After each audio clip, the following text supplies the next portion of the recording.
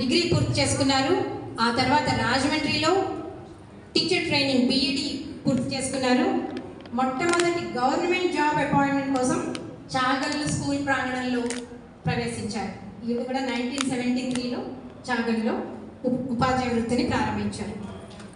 1976 దాకా 1973 నుంచి 1976 దాకా చాగల్లులో న్యాచురల్ సైన్సెస్ జీవశాస్త్రాన్ని మనకు బోధించారు. తర్వాత తణుకు మండలానికి ట్రాన్స్ఫర్ అయి వెళ్ళారు. ఆ తర్వాత 22 సంవత్సరాలు పాలంగిలో న్యాచురల్ సైన్సెస్ టీచర్ కింద పనిచేశారు. పాలంగిలో పనిచేసిన ఆ 22 సంవత్సరాలు ఆవిడకి గోల్డెన్ పీరియడ్ అంటారు శ్రీమతి విజయలక్ష్మి గారు.